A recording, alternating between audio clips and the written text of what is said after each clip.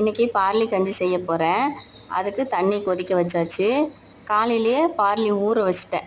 இது வெள்ளை கோதுமை மாதிரியே இருக்கும் பார்க்குறதுக்கு. இது அப்படியே மிக்சியில் போட்டு ஒரே ஒரு ஓட்டிட்டா சீக்கிரம் மஞ்சிரும். நல்லா ஊற வச்சுட்டோமா சீக்கிரம் மஞ்சிரும். அப்புறம் சுடு தண்ணியில் அப்படியே கொட்ட வேண்டியதுதான். கொட்டி நல்லா கட்டி இல்லாமல் கிளறி விட்டு அதில் அழுக்கு மாதிரி லைட்டாக கொஞ்சம் வரும். அதை கொஞ்சம் எடுத்து போட்டுடணும்.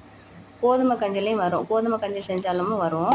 அந்த அழுக்கெல்லாம் எடுத்துட்டு கட்டி இல்லாமல் நல்லா உடச்சி விட்டுட்டு அப்புறம் உப்பு கொஞ்சம் அளவாக போட்டுக்கணும். நம்ம கண் அளவாக போட்டோமா கொஞ்சம் அதிகமாகிடும். அதை விட நம்ம கொஞ்சம் குறைச்சாவே போட்டுக்கலாம். கஞ்சிக்கு எப்போவுமே நம்ம உப்பு போட்டோமாவே கொஞ்சம் அதிகமாக போயிடும். அப்புறம் உப்பு கரெக்டாக போட்டு நல்லா கொஞ்சம் நம்மளுக்கு எவ்வளோ திக்னஸ் வேணுமோ அந்தளவுக்கு வேக வச்சுக்கலாம். சுடு கஞ்சாவும் குடிக்கலாம்.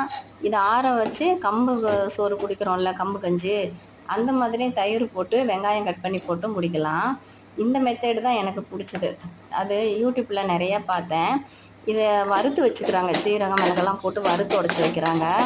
அந்த கஞ்சி எனக்கு சுத்தமாக கொஞ்சம் பிடிக்கல. அது கஞ்சி மாதிரியே இல்லை. அது மருந்து மாதிரி என்னால் குடிக்க முடியல.